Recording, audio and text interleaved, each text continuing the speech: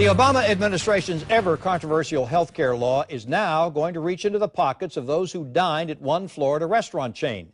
Gator's Dockside restaurants will be adding a 1% surcharge to all customers' bills to help pay for the health insurance they'll be required to provide for employees under the Affordable Care Act. There are 4 locations in our area. The chain says the only alternative is cutting hours for employees, and some customers say the surcharge is a small price to pay. Channel 4's Kamasi Aaron takes a look at what amounts to a health insurance food tax. Glenda Thomas says she comes to Gator's Dockside on 103rd for the oysters, good service, and nice people. We always have felt very welcome here. Always have, always have. We've been coming here for, gosh, probably a decade, if not longer. That's why she doesn't mind paying the extra 1% on her bill the restaurant is now charging.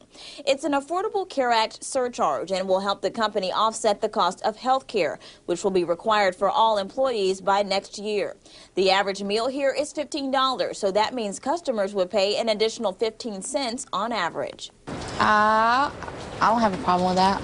Gator's Dockside rolled out the new surcharge in some of its Central Florida restaurants last week, and here in Northeast Florida just 2 days ago. Glenda and her friends spent $33 for lunch, so you can see here in their receipt their ACA surcharge was just 33 cents. The owners of Gator Dockside says this isn't political. They're not for or against the Affordable Care Act. They say it's just about following the law and making sure their employees are taken care of. The company says the surcharge will not cover the cost for employee health care entirely, but they had to start somewhere. The alternative, cutting hours for their more than 500 employees or making them part-time instead of full-time. With all these part-time jobs, you're working more hours, you're under more stress.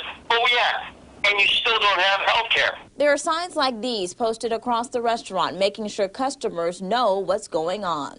We're trying to be transparent about what our costs are by not raising their costs, raising taxes, making a whole big to-do for nothing.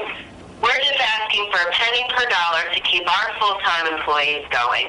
Adapting to a changing work environment while maintaining a standard that keeps customers coming back. On the west side, Kamasi Aaron, Channel 4, the local station.